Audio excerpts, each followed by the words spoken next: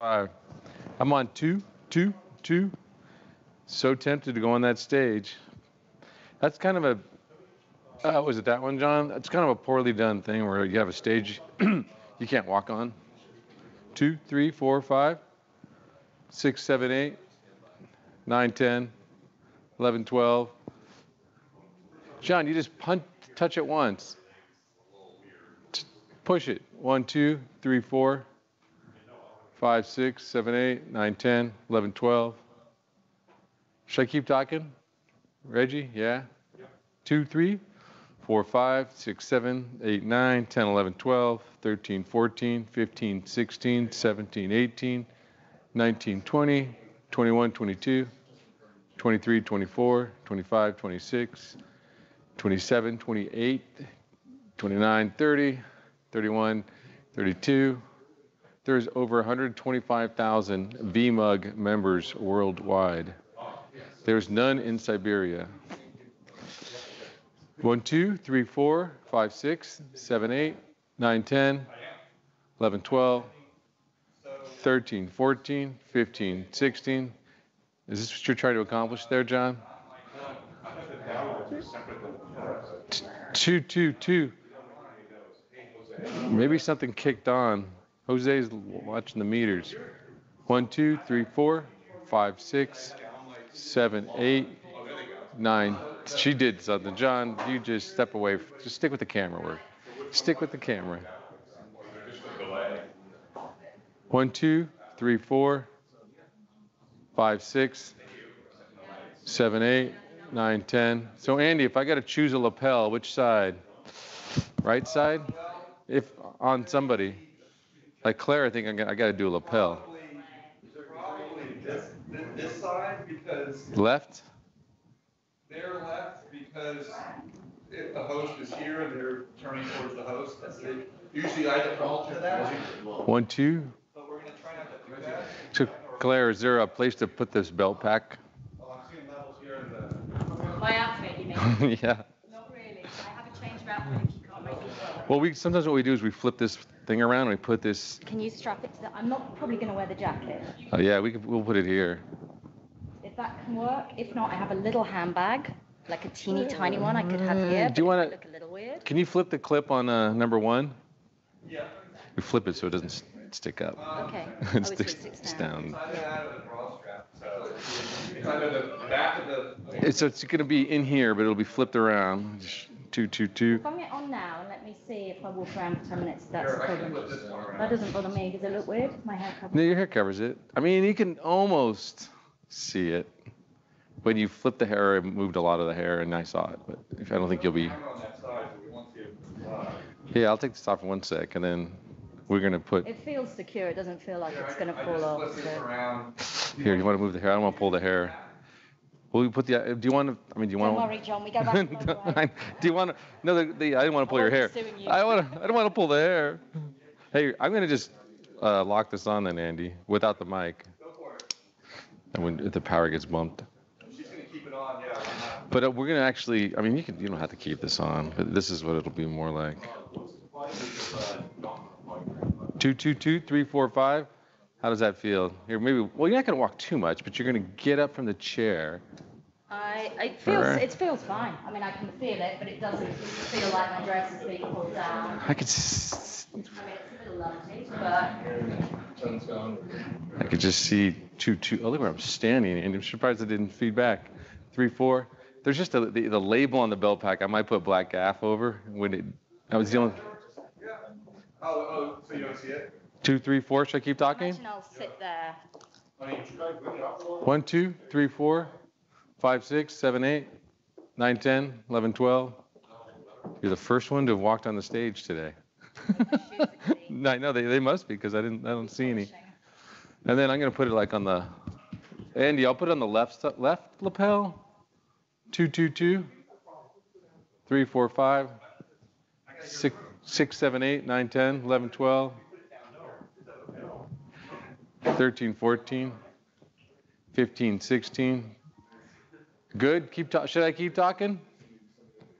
Jose, should I keep talking? What do you think? 1, 2, keep talking? 1, 2, 3, 4, 5, 6, 7, 8, 9, 10, 11, 12, 13, 14, 15, 16, 17, 18, 19, 20. Oh, look, there's a camera operator. 1, 2, 3, 4, 5, 6, 7, 8, 9, 10. We could take that off now if you want, unless you want to see how it feels, but we've done this several times and it's never I think been. it's good. I mean, the worst case, it falls off, in which case there's a slightly awkward thing. I pick it up and carry on. Or I come running up with it and give you a handheld. Yeah. I mean, the first few bits when there's a lectern, it's fine. The only awkward thing would be the very last one, because then I have a script. Yeah. No, this it should be solid. Okay, All good. right. You're welcome.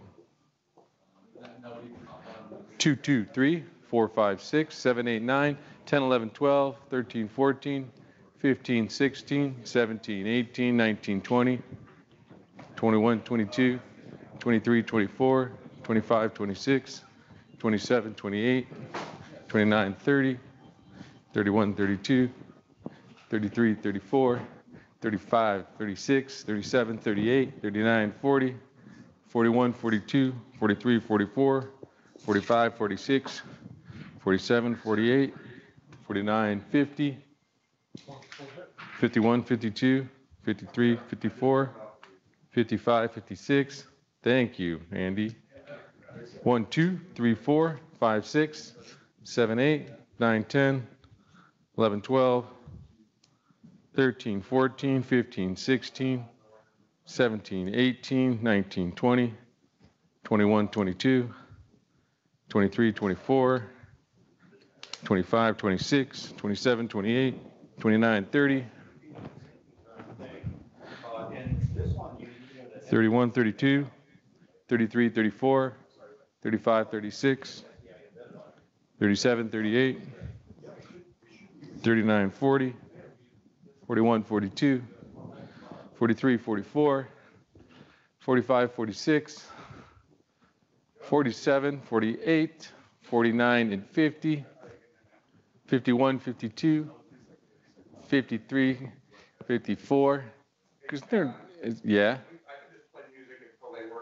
That would be great. I was thinking, there's something that generates a noise. It's kind of a tone thing.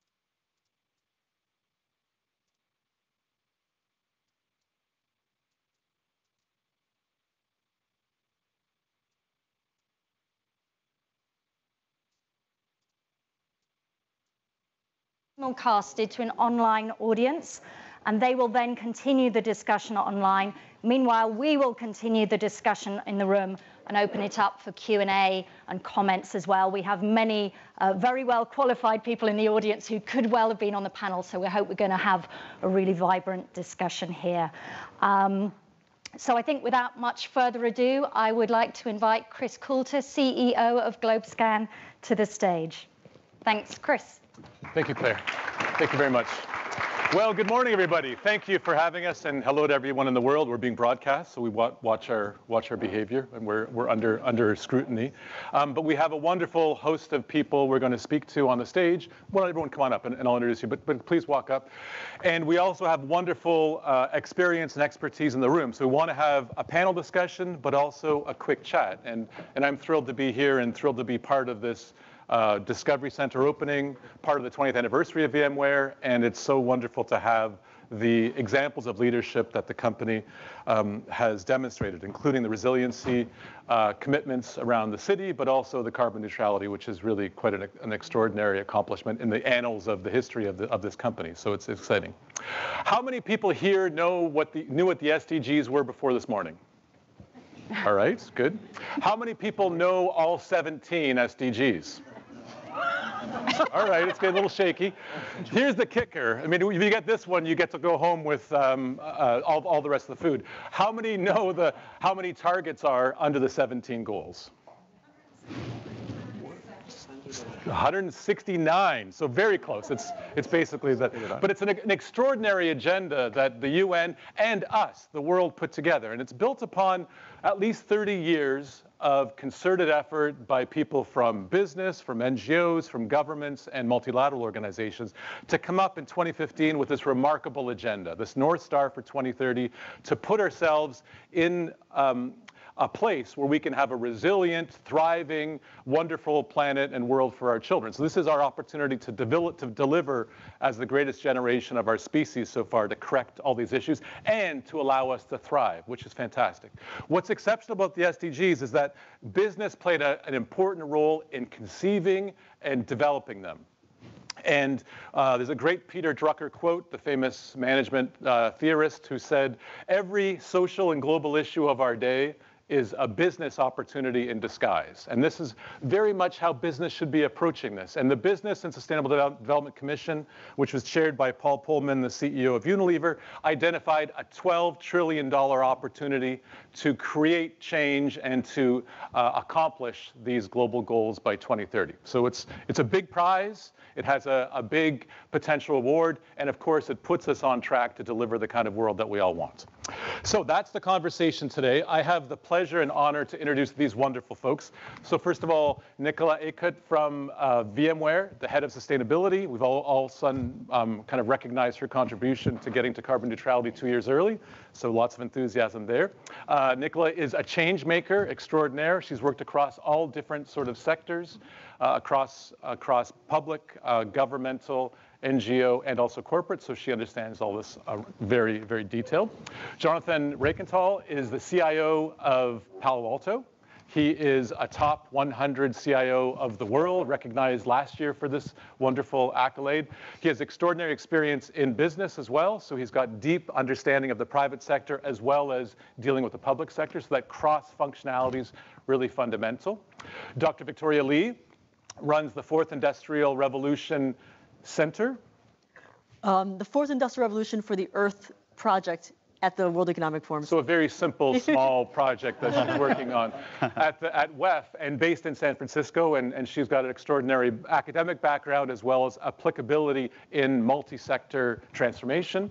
Deborah Dunn is at the D School in Stanford. She co-founded CoFeed and has also, I've known her for many, many years, and a wonderful executive at HP leading all things good, as Bob referenced, for 22 years.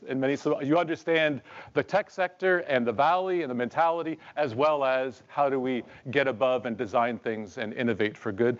And last but not least, Bob Sutton, a remarkable founder of the D School at Stanford, a management professor, a best-selling author of at least 7 books. Some titles will will remain nameless because they're very provocative and exciting, but a remarkable thinker and very keen in understanding the disruptive opportunities and the organizational change that's required to get us there. So with all of that, let's begin with you, Nicola, and we'll be going to questions in about half an hour, so think of those as we go through. Let's talk about the opportunity. What is the promise of the tech sector in driving progress towards the SDGs? Thank you, Chris. Well, first of all, welcome everyone, and thank you for being with us today. You know, to get to your question, Chris, perhaps I can just frame a little bit the conversation around goal number 9 and why we think it's so relevant to be here today. So for folks who may be less familiar with VMware and what we actually do, we're a software company. We are, in fact, the world's largest systems software company. And what we do is we help organizations to be more capable and efficient through technologies like cloud and mobility and security. But when I explain to my family and friends what virtualization is about, I often liken it to other forms of infrastructure that maybe we're more familiar with, like roads and bridges. But like infrastructure, it's only as good as what it serves, right? To move people or goods around for a purpose. And it's the same thing with digital infrastructure, and it's the same thing as we think about our future. 2030 is not that far away. And as we think about and we believe, and I certainly think we're here to talk about all forms of innovation in service of infrastructure. And by 2030, we believe that the digital infrastructure of our future world will be as important as the physical infrastructure, building those bridges and roads. So we're here today to discuss that. And I think the promise is about the scale, the speed and potential for transformation. And it's that digital infrastructure in service of being able to do things like, whether it's e-medicine or e-health or smart grids, has to be built on something. Wonderful. And the superpowers that Pat spoke to earlier to apply across all of these goals is a fundamental part and recognized by the UN as a contribution from the tech industry. Wonderful. Jonathan, what's your thinking of the promise of technology to address some of these challenges? Sure. Thank you, Chris. And I do have to acknowledge, too, the incredible people in the audience, including the elected officials, my mayor, new city manager, and staff and commissioners who are here. It's a tremendous honor to be able to speak about these things in such a great audience. And of course, the folks watching us online. You know, what's incredible about our times is we are moving into this 4th industrial revolution. And there's sort of characteristics that are unique that make it different from all other times. Everybody says they live in amazing times. Mm-hmm. I think we live in amazing times. If you take 3 characteristics, right, of change, one is the impact. And the change, by the way, driven by technology. You've got greater impact, greater scope, and greater velocity. And that's the environment that we have to operate in and compete in. And it's effectively, as Pat said and others, changing the world more rapidly than perhaps we can keep up with. You know, one of the things that technology is enabling us to do is to distribute the capabilities we have as a world. The problems we have often are not the resources, but the ability to distribute those. Mm-hmm. And information and technology, the enabling characteristics of technology to distribute information are changing the world. Mm-hmm. But we've got to put the other half of the world online, right? We only have 3.5 billion, or a little over 3.5 billion online. We've got another 3.5 billion to bring online. And when they come online, there will be a whole set of minds that within them, they'll cure cancer, you know, and they'll cure heart disease and diabetes, and those will become minor diseases in the future because the answers are in people who will in the future be connected. I just wanted to give one example, and then I'll conclude, which is the real promise for healthcare, and healthcare is among the 17 major goals. A couple of things we should be aware of. First of all, there's not enough doctors in the world to help everybody, but we want to help everybody. The second thing is there's not a lot of doctors in places that really need help. And I think about India, for example, which is a vast country where they don't have very well distributed healthcare yet. And mobile technology is enabling auxiliary medical professionals to provide, you know, close medical care by interfacing with doctors at hospitals, right? Now you can even complement that by adding a layer of artificial intelligence, which will allow us then to, provide more healthcare to more people in the absence of more doctors and any possibility of us reaching the kind of healthcare services we need for the most amount of people in the world. Just an example of how it's going to change the world in a radical way. Fantastic. And Victoria, can you think of other examples where tech could or has delivered in an agenda like the SDGs? Yeah, and just to put things in context, I mean, for those of you, we mentioned SDG 9, which is on infrastructure, but there's 17 sustainable development goals. And the good news is that, of all of those issues at the intersection of technology with food, with water, with energy, with access to internet and other things, there's no shortage of examples. And so rather than going through an exhaustive laundry list, maybe let me build on the other two comments to point out some of the key features for effectiveness in technology at the intersection of these SDGs. I think one thing that's already been brought up, I think every single speaker is speed and scale. And some of that is literally augmentation of human capability, not just in real time, but predictive. And you think of a technology that embodies that, and artificial intelligence really is that use case. So you can take things like everything from optimization of energy use for a building management system, such as like the one we're sitting in now, to local energy grids, partnerships with Palo Alto, all the way to national level grids. So the UK, their national grid is using Internet of Things and artificial intelligence and trying to optimize at a national level energy efficiency and usage. And those are very different levels of scale, but then you start to see the impact on a single technology, single use cases, and how we actually get to a place where individuals can have global effect in the goal sense of these SDGs. Another thing to think about is, I think, access empowerment of communities. So, one aspect is on the speed and scale dimension. We've been mentioning that the SDGs have a timeline to 2030, which is very soon. But even more, pressing is some of those sub-targets have timelines that are coming due in 2020. That's like barely a year out for things like, internet access to all sorts of rural, underdeveloped areas. So there's a need for access on a literal sense. And what are ways technology can help with that? I'll give a modern day, developed world example.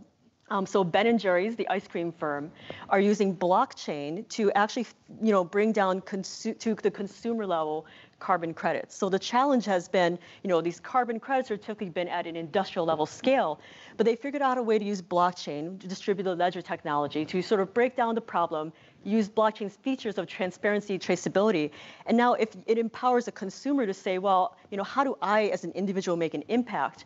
You can actually go to the cash register and buy your ice cream and have a tangible sense of how much carbon you are saving the planet and making that donation through your purchase as well as a voluntary on-top purchase. So that's very interesting. You think about ice cream and blockchain, and they actually how does a consumer company put that together? And that's one example, but that specific technology and use case can be used to all sorts of other examples. I'll close with one last example. I think sometimes technology, especially in this context, is often thought about the present and the future. But I think some of the most important and powerful things, are best, illustrated by the past. So let me take you back 50 years, and we're just short of the 50-year anniversary of the Apollo mission that gave us the Earthrise image. So that's an iconic image, the first ever image from space of seeing the entire planet holistically, all of these sort of boundaries melted away, and a sense of the fragility of the planet, a sense of stewardship, environmentalism. But the other interesting thing, too, is that the Apollo missions, in many ways, were the genesis of the modern technology industry. You think about the microprocessors, the software that went into making these massive satellites. And it's interesting how the birth of technology and the birth of sustainability and environmentalism go hand in hand. And the key feature I'd like to illustrate with that is, we talk about technology, the issues, but the human element is so important. There's a mention of, the need for public investment, public-private partnerships. Those were some of the things that gave rise to the Apollo mission, are required for the durability and scale of the things we need for SDGs. And especially for a Silicon Valley context, my last but important point for this audience is that I think one thing that's really underappreciated is the vision that Silicon Valley has, the culture. You think about the inspiration that the Apollo missions had for inspiring a whole generation of people to use technology for good. And how do we recapture that vision, that mission, that scale with today's culture, that ecosystem in Silicon Valley and beyond? I think that's something that's really powerful, that's not always verbalized, but it's an important counterweight to the narratives of environmental doom and gloom and putting our head in the sand. Not to be Pollyannish, not to be it's not a silver bullet, but it's such an important thing. So I really wanted to underscore that. And thank you all in this room for being leaders on that. Thanks, Victoria. And Deborah, any other examples you wanted to point to, and also where the sense of how we really are doing and delivering on some of this promise? It'd be great to hear your thoughts. Yeah, so first I want to say good morning, everyone. I'm delighted to be here. And I want to set the frame a little bit in a different way. When you look at the SDGs as a business person, some of them seem a little remote from the things we tend to think about in business. Infrastructure is easy to relate to, but the SDGs are about things like eliminating poverty. I mean, this is a very broad development agenda. And for me, the shorthand that I use to think about why I should care about the SDGs is when I think about the kind of world I want to live in. It's a world of peace and shared prosperity. That's my shorthand. And to get to a world of peace and shared prosperity, we need to deal with all of these issues. And so the good news is technology is absolutely required. There's no way we're going to achieve solutions to all of these problems in the time frame we're talking about without extensive technology innovation and application. And there are lots of great examples where that's already happening. So you've already heard some of them. I'm going to pick a couple that are maybe a little more extreme because I think they're inspiring and helpful in thinking about the relevance of some of these environments that you may not consider or think we can relate to. In the area of human trafficking, there is an organization called Polaris. They're actually based in the US, where there is a shocking amount of human trafficking that goes on. And they do a very simple thing. They have call centers. They put up cards and stickers all over the place in areas where people who are being trafficked may see a phone number they can call for help. But the really important thing that they're doing is working with some of the data mining and data management companies in the Valley to mine that data. So they get all of these calls, they analyze the data, and they have been able to zero in on some of the kingpin organizations who are driving a lot of the human trafficking and really make major busts, if you will, that have begun to reduce that network. So one big data example.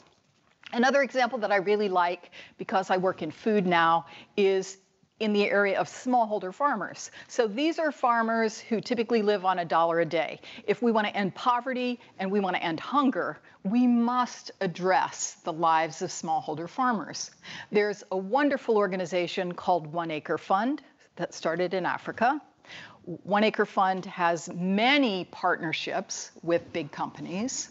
And one of the ways that they're using technology, they deliver to these smallholders seeds, fertilizer, technical knowledge to really help them produce a lot more food, part of which they eat to ensure the food security of their families, and part of which they sell to get whatever income they get beyond their basic survival.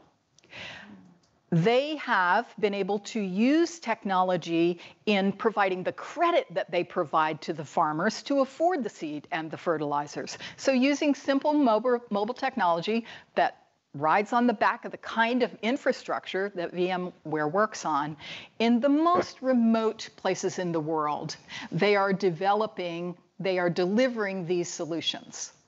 So I want to make one more point related to these examples, which is about partnership. Goal 17 is actually a partnership goal.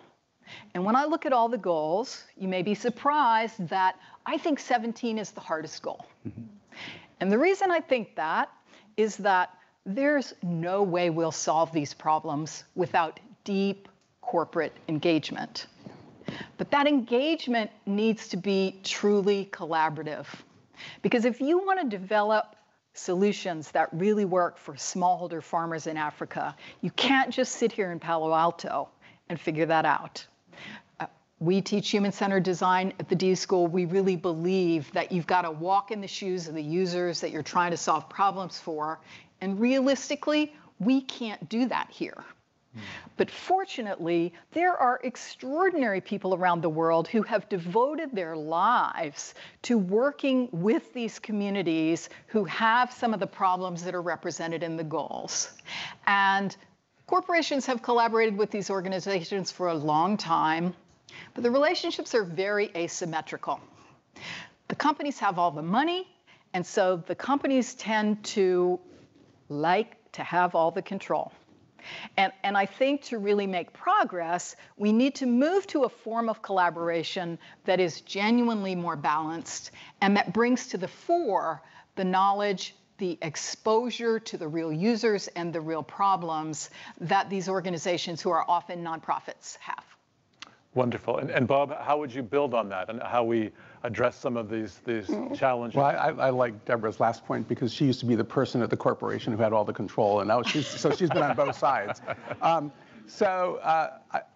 With all due respect to VMware, a wonderful technology company in Silicon Valley, so I've been a psychologist in the School of Engineering for 35 years. So there's a great Vonnegut quote that this sort of reminds me of.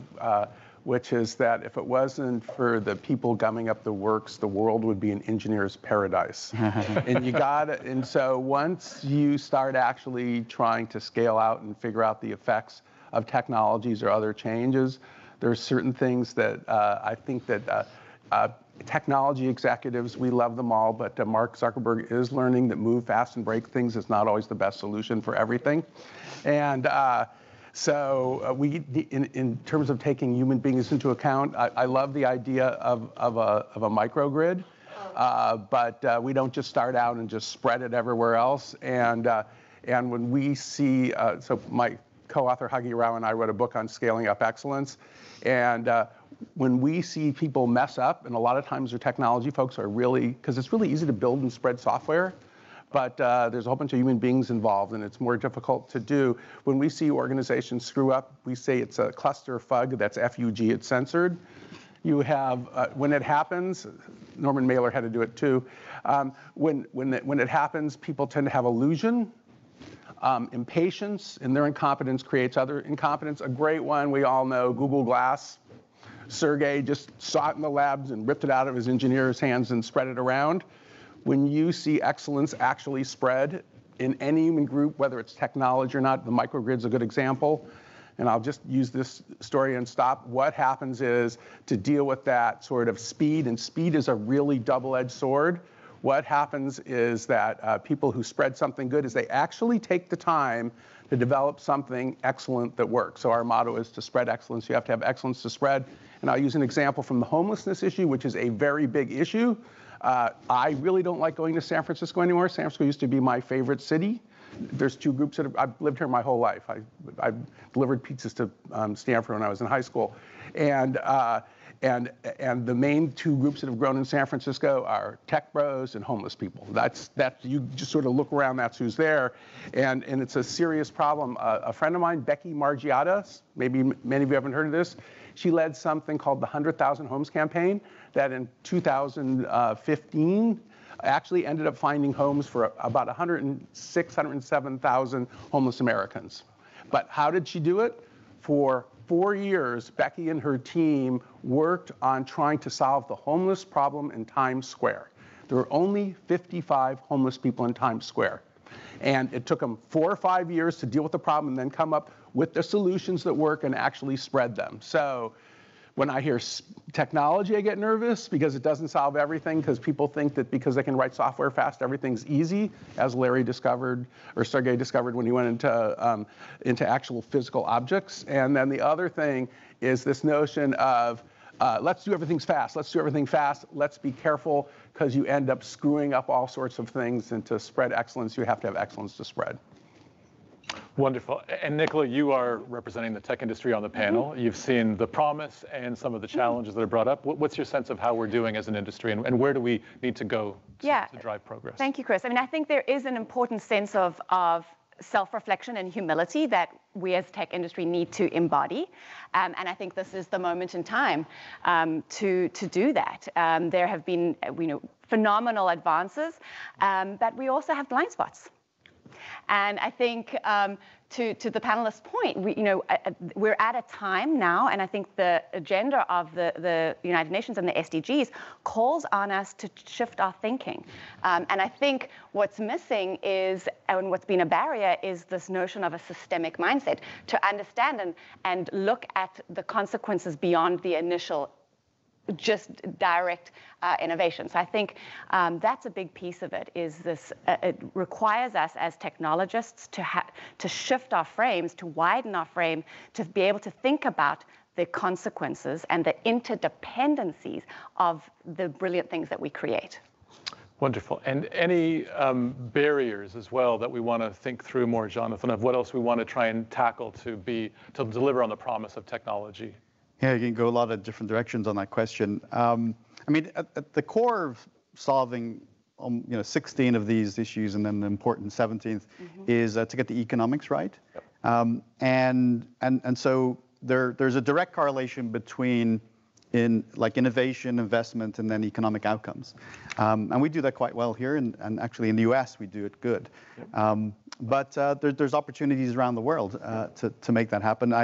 I'm particularly interested these days in Africa because it is the future. It's the continent of the future. And we, as Americans, we can invest more there. We can pay more attention to it because if they succeed, we all succeed. It's a continent of remarkable resources, changing so fast. I was just there. It's hard to. It looks so different now as it transforms into the fourth industrial revolution. So I think the investment piece, the tech investment in infrastructure, modern factories, internet connectivity. These are key areas that we can, as Americans, play a very big role in, and all countries ultimately. I think there's two other just sort of small things that I say small things. There's two other lenses that I would look at, given that I'm the CIO on the panel. One is we are, whether we like it or not, we are a software-driven world. And software is and will be running the world. And that's creating an awful amount, a significant amount of challenges for us because we have to support all that stuff and we have to have talent to do that. There's only about 22 million software engineers in the entire world, population of about 7.5 billion.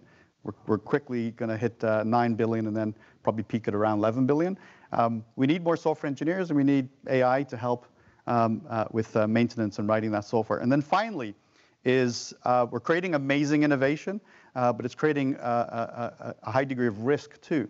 We got to make sure we got the cybersecurity as a priority on our IoT devices, within our factories, in our homes as we make them more smart. This is not news, of course, to this audience, but the part that I stress, I guess, a lot is let's up the priority of that a little bit. If it's number 5, it probably should be number 2, and in many organizations, industries, it really ought to be number 1. Yep. Wonderful. I think at this moment we will be turning off the simulcast and encourage all those thinkers across the world who are deep into this conversation to go be inspired by this wonderful panel. Type like mad, give us your best ideas, and we'll be harvesting all of this afterwards, sharing both this discussion, which will continue, and also the online